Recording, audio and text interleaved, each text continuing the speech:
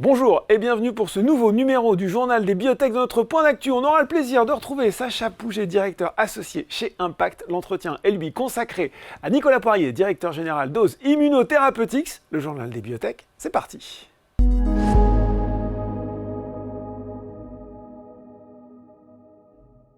Et il fait son grand retour sur le journal des biotech en 2025. Sacha Pouget, directeur associé chez Impact. Bonjour Sacha. Bonjour Laurent. Bon, ça fait plaisir de vous retrouver sur le plateau du journal des biotech avec toujours le regard acéré de l'observateur sur le secteur des biotech et vos études. On avait envie, pour commencer cette année 2025, de faire un petit point de situation, un petit bilan de cette année 2024. Comment ont performé les biotech, le secteur des biotech sur l'année écoulée et peut-être même sur une échelle de temps un petit peu plus longue, Sacha. Alors sur 2024, Oui. nous avons eu une année mitigée sur les sociétés de biotechnologie. Si on prend une répartition par valorisation, on est sur une petite hausse de 1%. Française, internationale, Sacha? Alors uniquement française, Française. je précise, vous avez raison, nous avons 30 sociétés dans le thérapeutique qui sont cotées à la Bourse de Paris. Et sur ces 30 sociétés, si on pondère par valorisation, on est sur une petite hausse de 1%, ce qui est mieux que le CAC 40. Quand même. Et mieux aussi que le CAC Small qui a perdu 6%. Oui. Et lorsqu'on regarde un petit peu plus en granularité, on voit aussi qu'on a eu des belles performances de certaines sociétés, comme Medincell qui a progressé de plus de 130%. Également, une société Ose Immuno qui a progressé de presque 70%. Et aussi Sensorion qui a progressé d'environ 50%. Mais n'oublions pas aussi que derrière cela, il y a eu aussi beaucoup de déceptions et 7 sociétés ont perdu plus de 66% sur une base moyenne cette fois-ci et non pas par valorisation des 30 sociétés. On est sur une baisse d'environ 30% sur l'année. Et pour répondre aussi à votre question sur l'étude que nous avons publiée sur Biotech Trade, sur une période de 10 ans, le secteur des biotechnologies, par calcul de pondération, est le meilleur secteur sur les 10 dernières années, avec une performance de 16% en moyenne par an, avec 6 années positives, et qui est le meilleur secteur sur la Bourse de Paris, tout secteur confondu. Il y en a 10 devant les biens de consommation. Qui ont progressé en moyenne de 13%, et également devant l'industrie qui a progressé de 10%, et les technologies qui ont progressé de 9%, et c'est bien mieux aussi, 10 points de mieux aussi que le CAC 40, qui a progressé en moyenne sur cette période de 10 ans de 6% en moyenne. Bon, intéressant de regarder un petit peu plus loin dans le viseur, dans le rétroviseur plus précisément. Qu'est-ce que ça nous donne du côté des introductions en bourse? Bah oui, là aussi on surveille, les années fastes sont un petit peu derrière nous, on peut le dire. Alors là, exactement, disons que la dernière introduction d'une biotech à la Bourse de Paris était Aelis Pharma, et cela date de 2 ans maintenant, c'était en février 2022. Oui. Donc il n'y a pas eu d'introduction depuis ce moment-là. Ce qu'on peut constater quand même, c'est qu'il y a beaucoup hors bourse, cette fois-ci, beaucoup de mouvements. On a vu par exemple une société Polyplus qui s'est fait racheter pour 2,4 milliards par Sartorius en 2023. On a eu l'année dernière, en 2024, une société non cotée de biotechnologie française qui s'appelle Amolid, qui a été rachetée pour 1 milliard d'euros par AstraZeneca. Et on voit aussi pas mal de pépites dans le non coté, notamment Antherome, vous avez Sparring Vision, Smart Immune, Trifrog aussi, une société de biotech qui a signé un gros partenariat avec Vertex, une société bien connue dans la mucoviscidose qui a changé la donne. Et donc on a beaucoup de sociétés qui sont, on va dire peut-être la relève demain, qui sont d'éventuels prétendants pour prendre un jour une cote pour venir sur le marché parisien. Ouais. Et puis c'est peut-être pas plus mal de venir en étant un petit peu plus préparé. Ce qu'on a beaucoup reproché à certaines biotech, c'est d'arriver peut-être un petit peu tôt sur le marché. Il faut en parler aussi, Sacha, des sociétés qui ont été en très grande difficulté sur cette année écoulée. Alors effectivement, on a vu une petite tension quand même apparaître chez certaines sociétés au regard du fait qu'elles ont soit échoué en clinique, soit eu des difficultés pour lever de l'argent. On peut citer Farnex qui a fait faillite, qui a été en liquidation judiciaire en 2024, durant l'été. En ce début d'année 2025, on ne peut que déplorer le fait que notre société a fait faillite. Il s'agit d'Acticor Biotech. On a également 2 sociétés qui sont un petit peu en souffrance dans le secteur, qui sont en redressement judiciaire. Donc tout n'est pas plié pour elles, mais bon. Ça va être, disons qu'elles sont en train de voir dans quelle mesure elles peuvent lever de l'argent. Il s'agit de Género et il s'agit exactement de Medesis Pharma. Donc on a aussi quelques sociétés, on va dire, en souffrance. Et dans ce panel des sociétés qui cherchent du financement, disons que C'est un parcours du combattant, et ce qu'on a pu observer aussi, c'est une baisse au cours du deuxième semestre des financements des biotech françaises. Alors le financement, on le sait, c'est clé, on sait que ça a été compliqué, vous venez de le dire, Sacha, en 2024. Bon, ce sera forcément à l'ordre du jour en 2025, avec les mêmes difficultés selon vous, ou ça peut s'améliorer? Alors, ce qu'on a pu observer déjà sur les chiffres de ce qu'on a pu relever, eh bien, c'est 950 millions d'euros au total sur deux levées sur l'ensemble de l'année 2024 sur les 30 biotech qui sont cotées à la Bourse de Paris, en 43 opérations. C'est stable sur 4 ans, pas de hausse, pas de baisse, c'est véritablement dans la moyenne. D'accord. Ce qu'on a pu constater tout de même, c'est l'augmentation des partenariats. À savoir qu'il y a eu moins d'augmentation de capital l'année dernière et les partenariats ont pris le relais. Donc les partenariats ont représenté 353 millions d'euros pour être précis sur les financements des biotech françaises, qui a représenté quand même 40% de l'ensemble des levées. C'est assez significatif. Et donc c'est aussi la meilleure manière de voir que les industriels quand même sont présents et que nos technologies, les produits, les programmes développés par nos biotech intéressent et amène vraiment des versements soutenants et trébuchants de la part de grands partenaires. Et ça, on a pu l'observer. Mais on a quand même pu observer depuis la dissolution une baisse assez significative des montants. Au deuxième semestre, la baisse est de 52% en montant et de 45% en nombre. Donc on a vu depuis la dissolution une raréfaction, on va dire, des financements. Espérons que ça puisse remonter en ce début d'année 2025. Et le dernier financement, c'était véritablement mi-décembre, Inventiva qui avait levé une quarantaine de millions d'euros, je crois. On a eu en début d'année 2,5 millions qui ont été levés par Biofitis, mais en un mois, c'est peu de financements qui ont été effectués, donc c'est une mauvaise dynamique.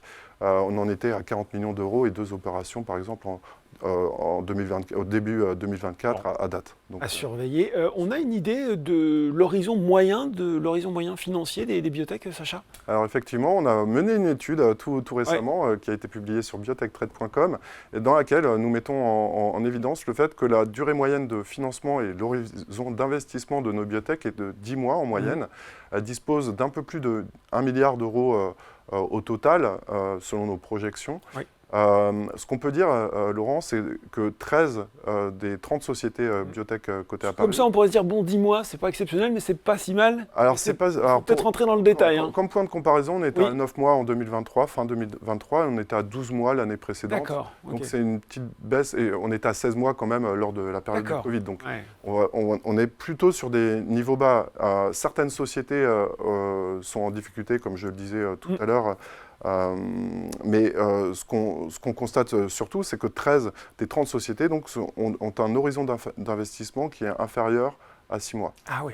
Après, il y en a 8 malgré tout qui ont un horizon d'investissement, 8 sur 30, qui ont un horizon d'investissement qui est supérieur à 12 mois. Donc il n'y a pas de forte tension on va dire sur une moitié de la du groupe, de la en fait, finalement. Mais par contre, et ça c'est important à souligner, c'est important, vous l'avez dit, de mesurer la trésorerie de ces biotech. On est en attente lors du premier trimestre de 2025 de 8 refinancements. Donc c'est ça aussi qu'il va falloir surveiller, dans quelle mesure elles vont pouvoir le faire, quelles seront les conditions. Et puis aussi, c'est à l'investisseur, je pense aussi, de regarder, et bien de scruter leurs finances et leur trésorerie, parce que c'est un point essentiel. On a quand même l'impression, Sacha, qu'il y a de grosses disparités entre finalement des biotech où ça va, il y a du cash, il y a de la visibilité financière, et puis voilà, un deuxième groupe, c'est beaucoup plus difficile, et là, on court après l'argent, pour le dire simplement. Tout à fait, c'est ce qu'on observe, alors plus spécialement vraiment en 2025 où on voit qu'il y a une forte tension et surtout il y a une forte concentration du cash puisqu'il y a 6 biotech, donc 20% de l'ensemble de la cote en biotech, qui concentrent les 3/4 du cash. Donc certaines ne sont pas en stress du tout, elles ont vraiment de quoi avancer sur leur programme de développement. En revanche, certaines, oui, sont en souffrance. Et on verra véritablement lors des prochaines semaines ce qu'il en est pour celles qui ont besoin de se refinancer. Bon, et on suivra ça dans le journal des biotech. On voulait terminer en parlant bien sûr de ce qui peut être un catalyseur de hausse parfois pour le secteur, c'est les fusions-acquisitions. On a eu l'exemple très récemment avec Johnson & Johnson qui a mis la main au portefeuille pour acheter un intracellulaire. 14,6 milliards de dollars, ça peut être un facteur de soutien là aussi cette année. On voit que finalement, vous l'avez dit un petit peu plus tôt, quand une technologie intéresse, finalement les grandes pharma, elles sont prêtes à mettre la main à la poche. Oui, tout à fait. Alors, c'est un attrait spéculatif, on va dire. Il n'y a pas tant que ça, tant de rachats de sociétés biotech cotées quand même chaque année. Il y en a eu beaucoup en 2024, 49. Il y en a eu 2 fois moins en 2025 sur la partie cotée uniquement. Ah, attendez, 2025, ça c'est cette année. Pardon, excusez-moi. 2023, c'est ça ? En 2023, il y en a eu 49 et en 2024, il y en a eu 24. D'accord, donc ça s'est déjà un peu calmé. Oui. Ça s'est beaucoup calmé. Ce qu'on a pu observer aussi en termes de montant, cette fois-ci, il y a eu 50 milliards de dollars de transactions sur la partie cotée en biotech, Europe et États-Unis. D'accord. 50 milliards, pour faire une comparaison avec l'année précédente, c'est quand même 3 fois moins par rapport à 2023. Et surtout, c'est 2 fois moins par rapport à la moyenne annuelle sur 15 ans, où on est à 110 milliards de dollars. Alors malgré tout, il y a eu des beaux rachats avec de fortes primes. La prime moyenne a été de plus 88%, ce qui est très significatif par rapport au dernier cours de bourse. Alors qu'on est d'habitude sur une moyenne de plus 65%, qui est quand même importante. Mais voilà, c'était particulier en 2024. Et ce qu'on a pu observer également, ce sont certains domaines qui ont été très regardés recherchés, c'est ça, par les industriels et par les pharma. Allez, laissez-moi deviner. Immunologie, oncologie, au hasard parmi pas que. Pas que. Je sais que vous aimez bien les neurosciences, donc ça a été un secteur très en forme en 2024. Il y a eu aussi les maladies rares. Ce n'est pas une nouveauté, mais ça a été une confirmation. Et puis, comme vous l'avez dit, l'oncologie est arrivée avec quand même 40% des deals qui ont été effectués l'année dernière. On a l'impression comme ça, Sacha, peut-être vous pouvez me démentir qu'on a quand même surtout l'impression que ces deals se font aux États-Unis, non ? Alors, ce qui manque effectivement... J'ai pas l'impression de voir de grosses opérations en Europe. En France et en Europe, il y a eu peu de rachats en France. Le plus grand était de mémoire TXL pour 70 millions d'euros par Sangamo. C'était il y a plus de 5 ans. On a eu aussi Genkyotex, mais c'est pareil, c'était pas une grosse affaire, un gros rachat, un gros deal. Ce qui manque, et je pense que ça pourrait rassurer beaucoup de monde, c'est qu'il y a un rachat de plusieurs centaines de millions d'euros à la Bourse de Paris dans le secteur des biotechnologies. Est-ce que ça arrivera en 2025 ? Je n'en sais trop rien, mais en tout cas, ça sera un catalyseur, à n'en pas douter. Il y a du savoir-faire, il y a des partenaires qui sont présents, voire même au capital de nos biotech. Maintenant, il manque... Il faut transformer l'essai. Il faut transformer l'essai. Bon, voilà, de toute façon, il reviendra en parler avec nous régulièrement tout au long de l'année. Sacha Pouget, merci beaucoup pour ce point d'actu, Sacha. Merci, Laurent. Tout de suite, dans le journal des biotech, c'est l'interview.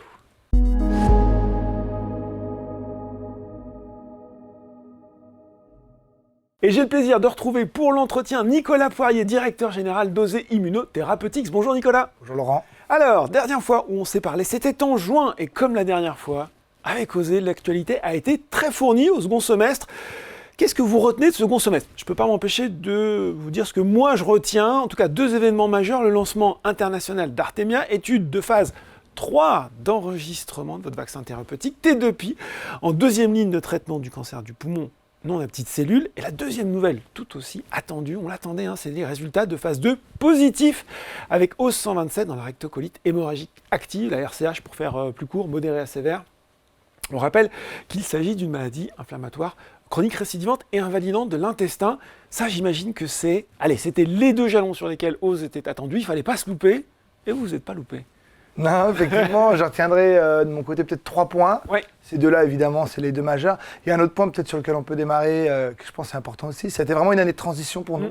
2024 avec, on va pas revenir sur le premier semestre, mais ces accords industriels Bien avec sûr. Boehringer On peut Ingelheim. le rappeler, oui, bien sûr. Ça a vraiment permis de refinancer la société Ouais. sur les 2 prochaines années. Et puis derrière, ça nous a permis d'enclencher effectivement ce programme de phase 3, mais aussi vraiment un renforcement des équipes exécutives, Ouais. renforcement au niveau du board, tout ça dans un contexte où on a notre fondatrice, donc Dominique Costantini, qui a décidé de partir à la retraite dans une situation où la société est vraiment sereine, des beaux projets, des résultats cliniques, des phases 3 qui se lancent, du financement.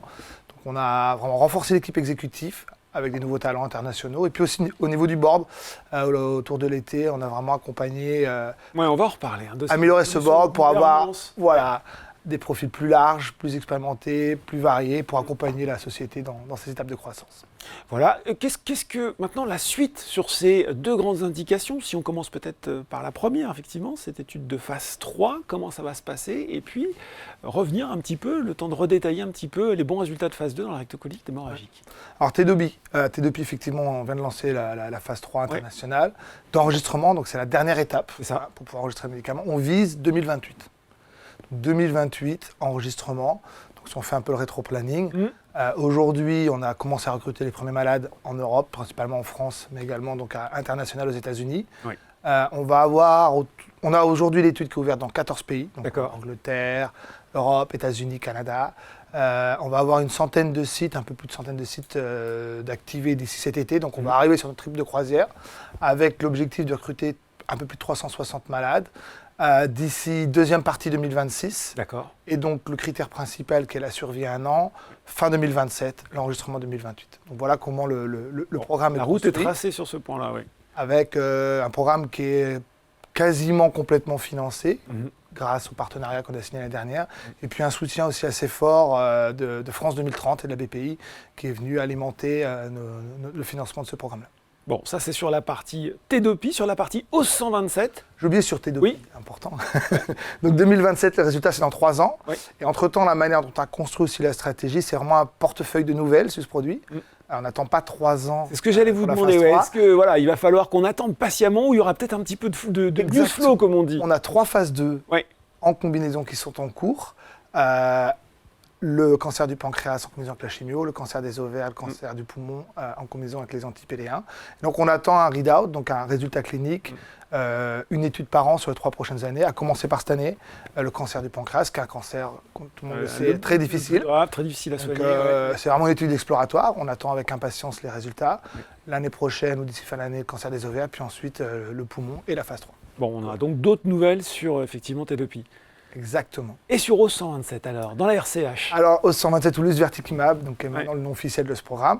On a annoncé fin d'année dernière, en novembre, les résultats principaux de cette étude, où Rapide. 2 doses. Voilà, rapide retour d'ailleurs sur ces résultats qui vous ont donné satisfaction. Exactement, plus que satisfaction. Plus que satisfaction. C'est-à-dire qu'on a 2 doses, les 2 Oui. doses ont atteint leur critère principal, qu'on appelle le Mayo Score modifié. Donc les 2 doses ont atteint ce critère significativement versus placebo, hein, c'est une étude randomisée double aveugle.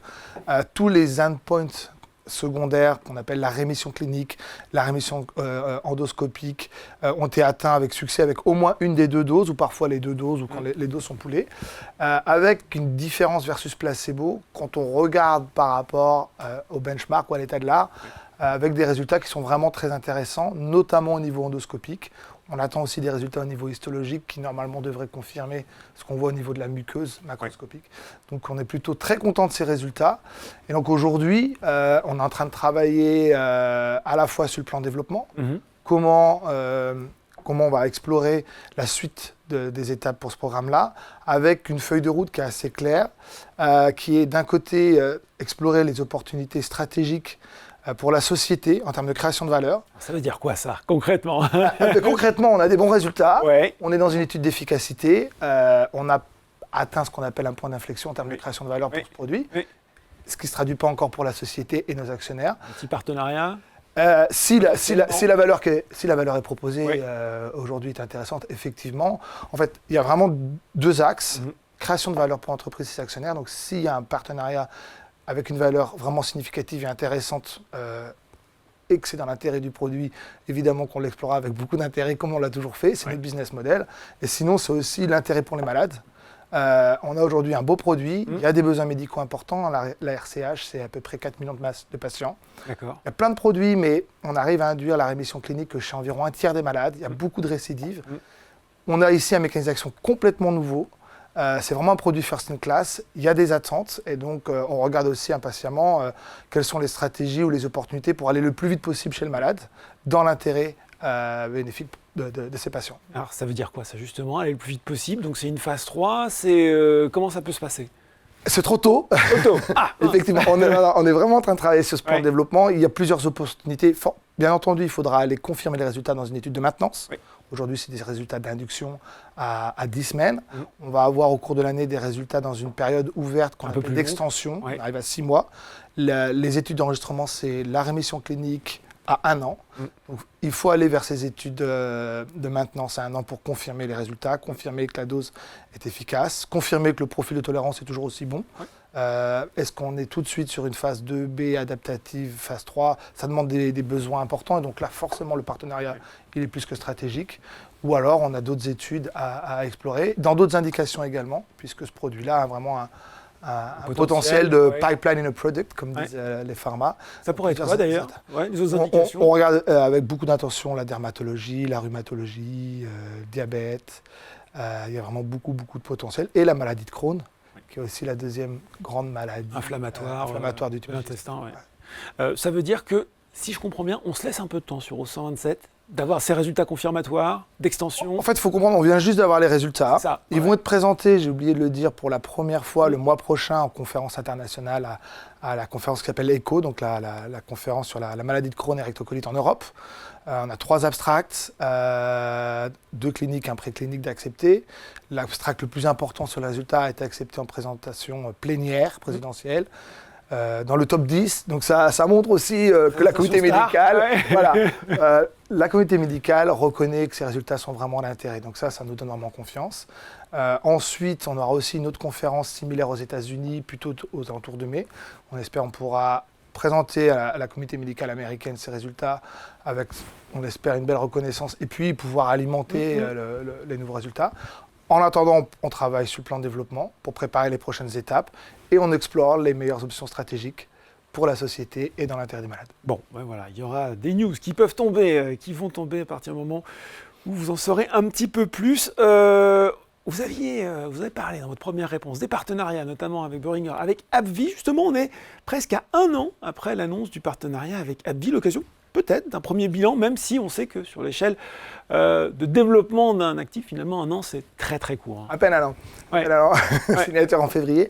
Oui, effectivement. Donc, juste pour revenir, donc AbbVie, c'est un partenariat vraiment important pour nous parce que c'est vraiment déjà un très beau partenaire qui nous a permis d'avoir une belle visibilité dans ce monde de l'inflammation. On est aujourd'hui avec aussi l'anti-L7 récepteur. Et surtout, on leur a licencié une technologie vraiment de rupture où on travaille sur des anticorps agonistes de cibles compliquées qui sont des GPCR pour cibler des nouvelles cellules qui s'appellent les neutrophiles dans les tissus. Donc c'est vraiment une innovation de rupture par rapport aux produits existants. On a licencié à un stade préclinique et donc aujourd'hui les équipes travaillent ensemble pour passer de la préclinique à la clinique par toutes ces étapes réglementaires. Aujourd'hui ça se passe très bien. On a touché le premier milestone qui était le premier upfront plutôt qui était de 48 millions de dollars. C'est un partenariat d'un peu plus de 700 millions potentiels en milestone et royalties. Donc on va y au grain, on travaille. Ça fait moins d'1 an et dès que notre partenaire nous permettra de communiquer davantage sur l'avancée du programme, on reviendra avec grand plaisir. Il peut y avoir des news en 2025 sur ce programme? On l'espère. Oui, on l'espère. Okay. Bon, très bien. Hormis les sujets qu'on vient d'évoquer, ce qui fait déjà pas mal, quelles sont vos autres priorités pour l'année qui s'ouvre? On peut en profiter pour faire un point rapide de trésorerie, même si on l'a vu avec Sacha Pouget en première partie. L'autonomie financière d'Osemedics, elle est très confortable. Ça, pour le coup, aujourd'hui, on a une visibilité à début 2027, donc un peu plus de 2 ans. Fort de nos partenariats, puisque c'est un peu plus de 80 millions d'euros non dilutifs l'année dernière, plus les grands soutiens de France 2030 qui sont venus alimenter cette visibilité financière. La dernière position de trésorerie qu'on a communiquée au mois de juin dernier, c'était un peu plus de 80 millions d'euros. Donc voilà, ça nous donne du temps pour explorer les opportunités stratégiques, de la sérénité, de la force aussi dans les négociations, notamment partenariats, puisque quand on n'a plus beaucoup de temps devant soi, on a un peu le couteau sous la gorge. Donc ça c'est important. En termes de De priorités, je dirais pour l'année, je vois 3 grandes priorités qui sont un peu redondantes avec ce qu'on a discuté tout à l'heure. Je dis toujours aux équipes, il faut dire ce qu'on fait, ensuite faire ce qu'on dit. C'est important pour gagner de la confiance. Donc Tedopi, aujourd'hui, on a le financement de cette phase 3, quasiment complété. L'étude est en route. Donc maintenant, c'est vraiment de l'exécution opérationnelle. S'assurer qu'on est bien... on a des courbes prévues de projection de recrutement. On va tenir les timings, tenir les budgets, finir le recrutement en 2026, les résultats en 2027. Ça, c'est clé pour pouvoir tenir l'étude dans la période qu'on définit. Sur le 127, on vient d'en parler. Aujourd'hui, on est dans une phase très charnière pour le projet, potentiellement pour la société. Il y a des opportunités stratégiques, c'est cette année, ce n'est pas l'année prochaine. C'est cette année, puisque les résultats sont tout neufs et vont être présentés tout au long de la première année 2025 avec des nouveaux résultats au fil des conférences. Et puis préparer la suite pour ce projet. Donc ça, c'est plus qu'important. C'est vraiment ce qui me mobilise au quotidien. Et la troisième, il ne faut pas oublier nos fondamentaux. Je crois qu'Osée, sa force, c'est son moteur d'innovation. C'est ça. Son moteur de recherche, cette ingénierie, pour continuer à réalimenter notre portefeuille ou celui de potentiels futurs partenaires. Continuer à développer de nouveaux actifs. Voilà, il ne faut pas s'endormir côté recherche, il faut continuer à innover, continuer à apporter des innovations pour remplir notre pipe ou des nouveaux partenaires, si ce n'est pas cette année, l'année prochaine. Bon, vous l'aviez évoqué aussi là au début, Ose a renforcé son équipe de direction, recruté également son nouveau Chief Development Officer. Qu'est-ce que vous apportent ces nouveaux talents au sein de l'entreprise ? Alors là, on a renforcé l'équipe exécutive de 2 manières. Oui. Une première manière qui est un peu moins visible, c'est en interne. On a des talents en interne. Des personnes qui sont arrivées assez jeunes dans la société, qui montrent tout leur potentiel et leur talent. Et donc, on a notamment nommé notre directrice recherche, Aurore Morello, au sein de l'équipe exécutive, pour pouvoir lui donner plus de responsabilités. Et puis également, pouvoir aussi me décharger un petit peu de ces aspects plus long terme, moteur d'innovation, et être focus sur la stratégie et la croissance de la société. Puis ensuite, on a été chercher des talents à l'externe, effectivement. Donc, on a nommé, en plus de Sonia Montgomery, donc notre directrice du développement, qui, elle, vient vraiment amener un bagage très international, où elle a travaillé dans plusieurs biotech aux États-Unis, au Canada, en Europe, maintenant en France, sur plusieurs modalités thérapeutiques, plusieurs aires thérapeutiques. Donc vraiment un couteau suisse du développement. Des pratiques aussi, de la façon des... Connaissance des pratiques réglementaires. Donc vraiment un vrai couteau suisse du développement qui va venir apporter son expertise, son expérience, on l'espère, pour le produit 127 et Tedopi, c'est crucial. Et puis aussi du côté plus corporate, on a annoncé également la nomination de Fiona Olivier, qui elle vient plutôt des grands groupes, Sanofi, AbbVie, GSK, donc un profil très différent, sur une dimension vraiment direction de la communication, les affaires publiques, et puis elle va m'accompagner aussi sur les relations investisseurs qui prennent beaucoup de temps, notamment à l'international. Donc 2 profils très différents et un 3e en interne qui vient compléter cette équipe. Bon, très clair sur cette réponse. On va terminer par ouvrir nos horizons, si je puis dire. Vous revenez de la JP Morgan Healthcare Conference pour les investisseurs, ou en tout cas les gens qui ne seraient peut-être pas familiers. On va dire que c'est l'événement, c'est le lieu de rencontre incontournable chaque année. Le Super Bowl. Le Super Bowl des pharma, des biotech, c'est l'endroit où il faut être. Le Cannes peut-être aussi, on pourrait dire, le Festival de Cannes des biotech. C'est toujours intéressant de prendre le pouls un petit peu du secteur international à cette occasion. Vous m'avez dit, avant de rentrer sur le plateau, au moins il faisait beau, c'est déjà ça de gagner. Bon, hormis cette satisfaction climatologique, qu'est-ce que vous retirez de cette expérience ? Est-ce que ça va mieux ? Est-ce que vous avez un secteur que vous sentez serein ? Est-ce qu'il y a aussi là, dans les innovations, des choses qui font battre un petit peu plus vite le pouls du secteur de la santé ?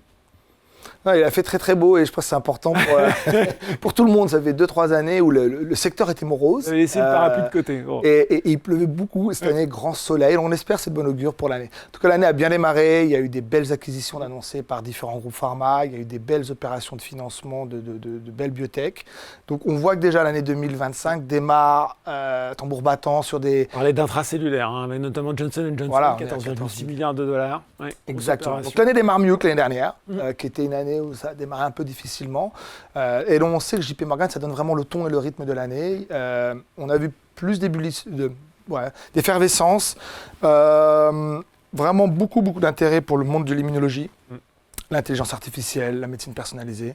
Il y a vraiment ce qu'on appelle cette falaise des brevets qui est de plus en plus pressante, met une belle pression sur l'industrie, avec des besoins de renouveler leur portefeuille, donc beaucoup d'acquisitions. Je pense que l'année va continuer dans ces secteurs de l'immunologie principalement, thérapie cellulaire, intelligence artificielle.